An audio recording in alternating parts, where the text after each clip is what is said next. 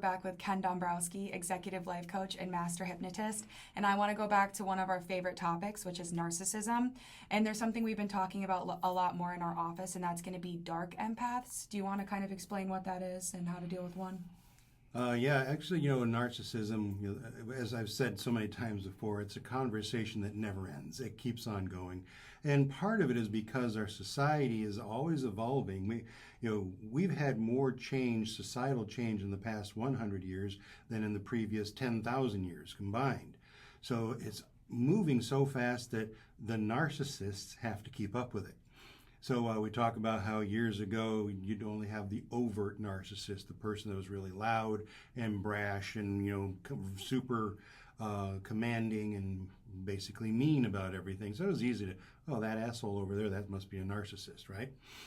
Well, they've had to change. They've had to go underground and be sneaky, and so there's like a bunch of subsets. There's the covert narcissist, the overt narcissist, the stealth narcissist, the victim narcissist, the charitable narcissist. They keep on creating more and more of these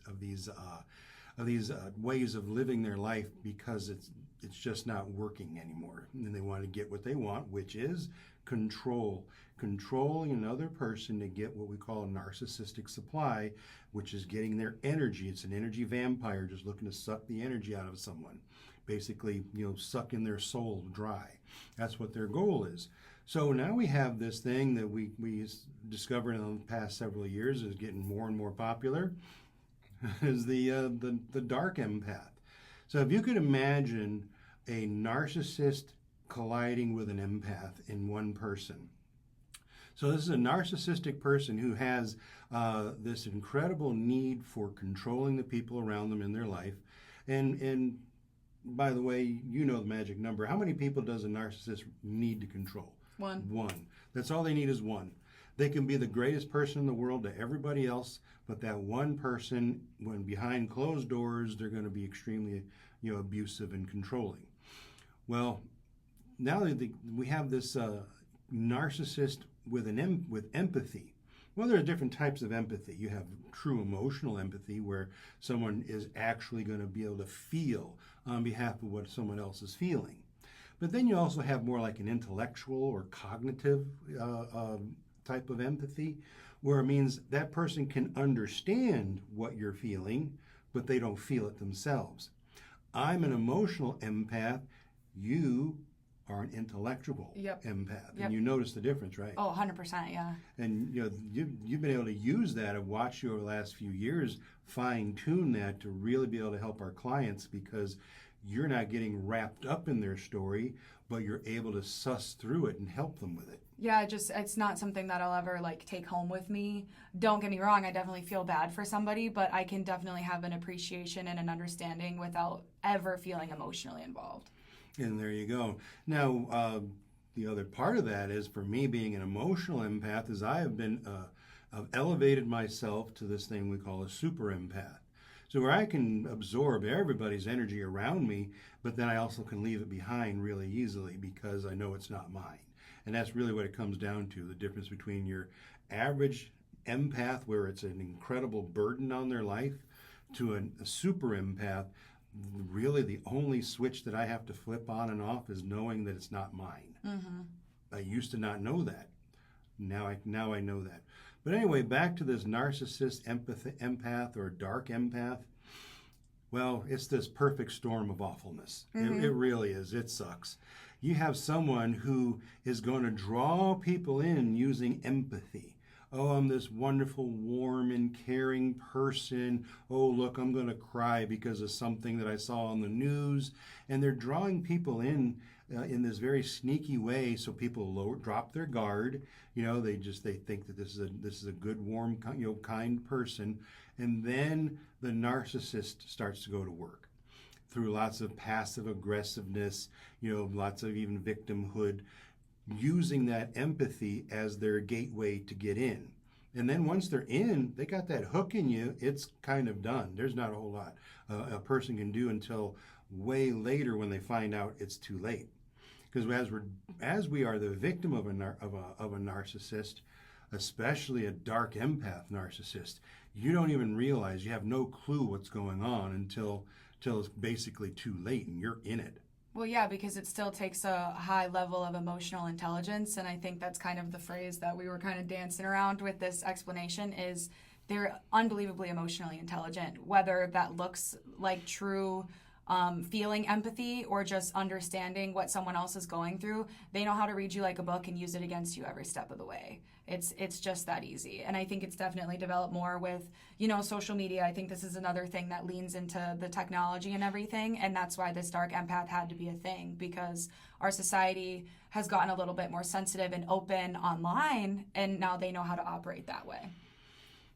It's all really well said. So if you kind of look at it like this, the narcissist had to create another pathway because all the other ones were not or are not working as well, and so they come up with this here to get in there. It's that without even knowing it, what's going on until it's too late, and then when it's too late, your chances are you're so invested in that person, either in a relationship or even financially. It's not uncommon for us to hear about the victim of a narcissist who spent their life savings on that other person. And then guess what? When their money ran out, that other person, they just don't love you as much, so they end up leaving you because you don't have any more money for them to take. So it's all kind of part of it. So that dark narcissistic empath, it's just pure evil. Yeah. It's evil on top of evil. And it's the only way is as soon as you start identifying that there's something going on with this person that isn't right, is you must immediately cut that person out of your life, get him out of your life as fast as possible. I just had this conversation just this week with a woman in our office. She's an incredible lady. She kind of started seeing a new guy for just a few days, and I could already tell signs that he's got her hooked. He used all of these catchphrases, like he's, oh, well, I'm a vegan. Oh, well, that indicates that you care about animals, right? You're not willing to eat anything from an animal. So that's pure narcissism there, because I highly doubt that he is. He's also talking about how he's highly empathic and very warm to people. But then other things that he was telling her about how he wanted her to change her life for him and to suit his needs. This was only 3 days they know each other. Right. Not a long relationship, 3 days, and she was already starting to consider making massive changes to her life for a man. Oh, and by the way, this guy's in another state from her. They never even met each other personally. And he's already in her head got that hook in her that she needs to make changes to accommodate him. Again, because of social media, she had enough information on her profiles that he used her trigger words against her. He knew what she was into and just played into every single one of those things. That's why social media plays such a role in this. Like, you see the catfishing and all of these different situations. So many people don't need to meet in person to be taken advantage of anymore. And it's really easy to be a narcissist behind a screen because you don't have to react a certain way. You don't have to act a certain way. You just have to say the right thing on a keyboard at the right time. It changes it completely. Exactly. It's heartbreaking to watch this because, people are going into a potential relationship with hope and, possibility. And so they're kind of putting their heart on the line, being a little bit vulnerable, which you have to do in a relationship. And then it just gets exploited from there. It's just terrible. I think the one thing that I would be interested in your opinion on is when it comes to dark empaths, do you think that these are people, or I should say narcissists, that actually, have a little bit more knowledge of the fact that they are a narcissist? Because as we have discussed before, narcissists don't know they're narcissists all the time. But in this case, it kind of feels like they might be a little bit more aware to the fact that they are manipulative. You're definitely onto something there. And I think if I were to say maybe 50-50, if I were to guess, half of those people are going to have no clue. They just think, they're just living their life the way that they live it. Other people, there is a diabolical intent. So you got to remember, a narcissist of any variety, they're not intentionally walking around thinking, how can I screw with this person today? It's subconscious programming that simply compels their words and their behaviors in certain ways and patterns to captivate a person. Which is why they vehemently deny it, because it's not a conscious choice, it's a subconscious mechanism. Exactly. Those are really good questions, though. Yeah, I think that's an interesting topic because, I mean, like you said, there's new terms popping up every single day for this stuff, so it's really interesting to dive deeper into it. Mm-hmm. Yeah, very good. All right, well, thank you so much for that information, Ken. My pleasure. Thank you. If you believe you're dealing with a narcissist and would like help, please contact our office today. Bye. Thank you.